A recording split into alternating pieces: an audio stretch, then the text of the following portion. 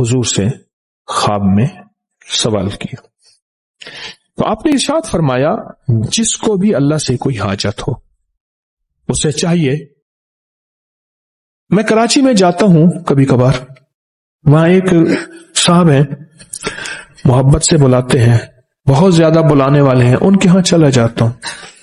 میں نے دیکھا تو ان کا بھائی جو ہے ایسے چل رہا تھا تو ہاتھ میں تسبیح تھی, بات تھوڑی کرتا تھا, تسبیح زیادہ پڑھتا تھا. اس کا دبئی میں بہت بڑا کاروبار, جسے کہنا چاہیے بہت بڑا کاروبار دبئی میں. کہنے لگا گاڑی میں جا رہا تھا, کچھ لوگ آئے, گاڑی کا دروازہ کھولا, بیٹھے, مجھے لے گئے. پھر میرے گھر والوں کو مہینوں پتہ نہ چلا,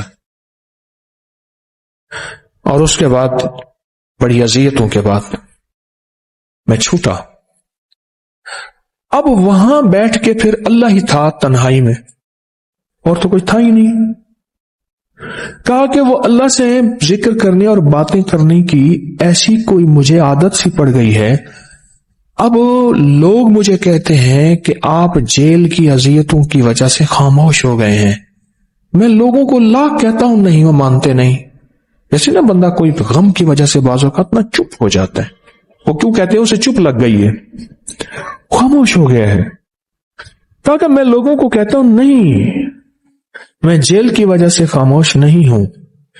اس قید نے, اس جیل نے میرے اوپر جو آزمائش بھیجی ہے, اس قید نے اور جیل نے میرے اوپر جو آزمائش بھیجی ہے, اور میں پھر وہاں ذکر کا عادی بنا, دعاؤں کا عادی بنا, تسبیح کا عادی بنا, اعمال کا عادی بنا, اور وہ عادت سی پڑ گئی ہے. اور وہ عادت سی ایسی پڑی ہے کہ بس سارا دن اب اسی میں لگا رہتا ہوں, سارا دن اب اسی ذکر میں اور اسی یاد میں لگا رہتا.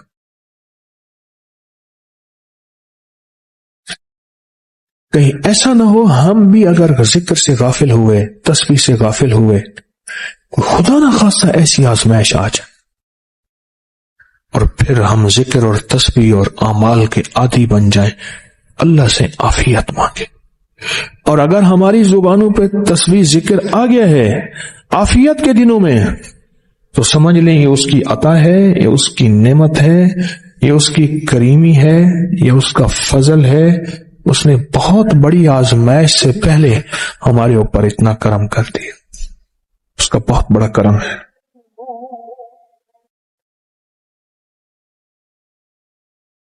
اس لیے اللہ جل شانہ کے حبیب کملی والے نے آزمائشوں سے پناہ مانگی ہے. اللہم انی اعوذ بک من جہد البلاء, آزمائش, کوئی بلا آ جائے, ودرک الشقاء, شقاوت میں میرا نام آئے, بدبختی میں, یہ بھی آزمائش ہے.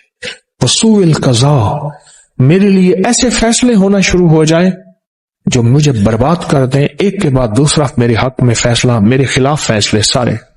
وشماتۃ الاعداء, اور ایسا وقت میرے آزمائش نہ آئے تو دشمن تالیاں بجائے, دشمن ہنسے اور میرا مذاق اڑائے. اس لیے میرے آقا نے, میرے حضور نے آزمائشوں سے پناہ مانگی ہے, عافیت مانگی ہے. اللہم انی اعوذ بک من زوال نعمتک, اللہ نعمت دی پھر اس کا زوال آ گیا. وتحول عافیت, عافیت دی تو تم نے چھین لی. اللہم انی اعوذ بک من زوال نعمتک وتحول عافیتک وفجاءت نقمتک وجمیع سخطک. اے اللہ کو میرے اوپر ایسے حملے ہوں اور سختیاں میرے اوپر شروع ہوں, مولا میں اس سے پناہ مانگتا ہوں. میں مانگتا کیا ہوں؟ ربنا آتنا فی الدنیا حسنۃ, اس سے دنیا کا بہترین پیکج مانگتا ہوں. وفی الآخرۃ حسنۃ, تو اس سے آخرت کا بہترین پیکج, شاندار, لاجواب, بہترین.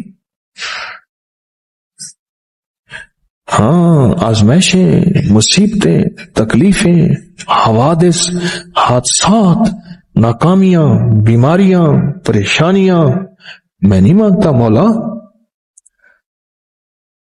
اللہم انی اعوذ بک من الہم والحزن, हम कहते हैं टेंशन को, एंजाइटी को, स्ट्रेस को, डिप्रेशन को, अंदर गम है बाहर पता ही नहीं, इसको हम कहते हैं।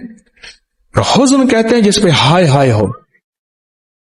अल्लाह मैं तुझसे अंदर का दुख जो मुझे दीमक की तरह खाए और बाहर का दुख जो मुझे तड़पाए, अंदर का दुख खाए और बाहर का दुख तड़पाए, अल्लाह मैं उससे पनाह मांगता। हम्मे वल हुज़्न आजिज़ वल कसल, ऐसा कि मैं आजिज़ हो जाऊं या मेरे पर सुस्ती गालिब हो जाए। कितने लोग ऐसे हैं उनके ऊपर सुस्ती गालिब है। बहुत बड़ी मुसीबत है जिंदगी की। मेरे आका कमली वाले ने इससे पनाह मांगी। अल्लाह के हबीब मेरे आका ने आजमाइशों से पनाह मांगी है। मिनल अल्लाहुम्मा इन्नी औज़ु बिका मिनल फ़क्र वल कुफ्र, ऐ मेरा मौला मुझे कुफ्र से और फक्र से बचा। फक्र ऐसा, गुर्बत ऐसी आए कि मेरे ज़हन में हर वक्त लोगों की जेब पे नजर, हर वक्त लोगों की जेबों पे नजर हो। ये दो वक्त में होता है, ज़हन नशीन रखिएगा। इस फकीर का तजर्बा है, एक जब तमा बढ़ जाता है, लालच बढ़ जाती है, उस वक्त लोगों की जेबों पे नजर होती है। जब फक्र बढ़ जाता है, गुर्बत और तंगदस्ती और फकीरी बढ़ जाती है, फिर लोगों की जेबों पे नजर इसकी होती है और अल्लाह के खजानों पे नजर नहीं होती या कम होती। ऐ मेरा मौला मुझे फक्र से बचा और कुफ्र से बचा, कि ऐसा वक्त ना आए मैं अपना दीन बेच बैठूं, अपना ईमान बेच बैठूं।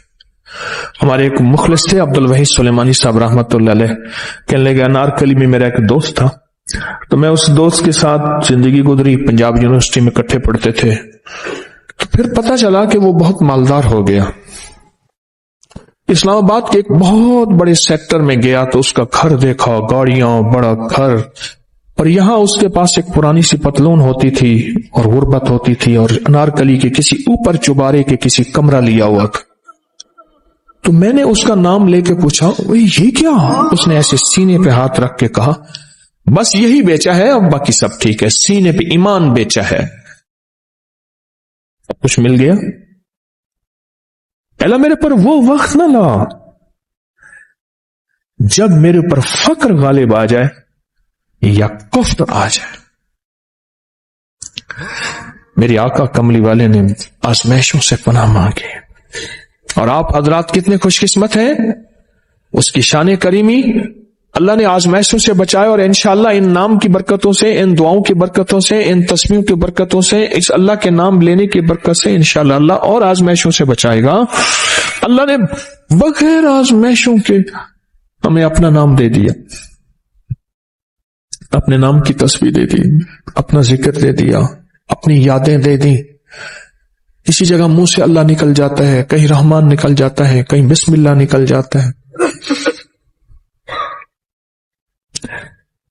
अबू अब्दुल्ला मगरबी फरमाते हैं, मैंने रसूलुल्लाह सल्लल्लाहु अलैहि वसल्लम को ख्वाब में देखा। अर्ज किया, मुझे अल्लाह से एक हाजत है, किस वसीले से दुआ मांगूं? अर्ज किया, मुझे अल्लाह से एक हाजत है, किस वसीले से दुआ मांगूं? कोई अमल बता दें, कोई वसीला बता दें आका। मैंने हुजूर से ख्वाब में सवाल किया, तो आपने इरशाद फरमाया, जिसको भी अल्लाह से कोई हाजत हो उसे चाहिए वो सजदे करे, यानी 2 रकात अदा करे और सजदे की हर रकात में 40 मरतबा आयत करीमा पढ़े, जो मैं अमल में बताया करता हूं, ला इलाहा इल्ला अंत सुबहानका इन्नी कुन्तु मिनस सालिहीन। जब भी कोई मुश्किल हो, उलझन हो, परेशानी हो, कोई तकलीफ हो, कोई मसला हो, तो मेरे हुजूर ने फरमाया कि तू ऐसा कर, तो ऐसा कर, तू क्या कर, तो नफिल पढ़, हर रकात में सुभान रब्बियल आला के बाद 40 मरतबा आयत करीमा पढ़, और पढ़ ऐसे डूब डूब के, मांग मांग के, गिड़गिड़ा के, भिखारी मोहताज साइल और मंगता बन के पढ़। और हदीस में आया कि कोई मुसीबत ज़दा उसको नहीं पड़ता जिसकी मुसीबत दूर नहीं होती। आयत करीमा को फरमाया कोई मुसीबत ज़दा अगर पढ़ ले उसकी मुसीबत दूर होती है। और एक और हदीस में है कि कभी ऐसा नहीं हुआ कि किसी मुसलमान आदमी ने किसी चीज के लिए उसे पढ़ा हो और उसकी दुआ कबूल ना हुई हो। और इसको तिरमिज़ी और निसाई ने रिवायत किया है। मेरे आका फरमाते हैं कि मैं जब शबे मिराज में मेरा एक शख्स पर गुजर हुआ जो नूर अर्श में छुपा हुआ था। अर्श के नूर में इतना डूबा हुआ था, खुद छुपा हुआ था अर्श के नूर में। मैंने पूछा यह कौन है, या कोई फरिश्ता है? फरमाया नहीं। मैंने कहा तो फिर ये कौन है? फरमाया एक इंसान है। जब दुनिया में था तो याद खुदा उसे उसकी जुबान पर तरोताजा रहती थी, इसका दिल मस्जिद में लगा रहता था। आज अल्लाह के हुजूर ये नूर अर्श के नूर में इतना डूबा है कि खुद छुप गया। दो चीजों की वजह से, एक इसकी जुबान हर वक्त अल्लाह की याद से तरोताजा रहती थी। जो दम गाफिल सो दम काफिर, मैंने मुर्शिद सबक पढ़ाया हो। हुजूर कहते हैं मैं मुर्शिद के पास गया, मैंने कहा हजरत को नसीहत फरमा दें। फरमाया मेरी नसीहत यही है, जिस दम गाफिल होगा समझ ले वो दम तेरा काफिर है। और काफिर के माने असल है इनकार के। वो तेरा दम अल्लाह के साथ जुड़ा हुआ नहीं है। पर मैं जिक्र करने वालों की मिसाल जिंदा की है और जिक्र ना करने वालों की मिसाल मुर्दा की है। खालिद बिन वलीद ने फरमाया एक तरफ हजारों थे और फरमाया मुझे चंद दे दें। तो पूछा आपको चंद क्यों दें? कहा वो सारे मुर्दा हैं,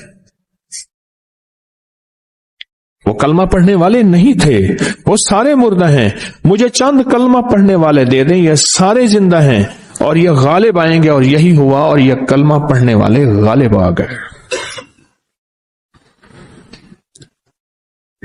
आपने फरमाया कि गाफलों के दरमियान अल्लाह की याद में लगा रहने वाला ऐसा है जैसे खुश्क दरख्तों के दरमियान सब्ज दरख्त हो। और जो गाफलों की जमात में जो खुदा की याद में लगा रहता है, अल्लाह ही उसको जन्नत में ठिकाना दिखाएगा। इस वीडियो को लाइक और शेयर करें। अब करिए YouTube चैनल को सब्सक्राइब करें और रोजाना ज्यादा से ज्यादा सब्सक्राइब करवाएं। आप दूसरों के लिए सदका जारिया बनेंगे। अल्लाह पहले आपके दुख उड़ा लेगा।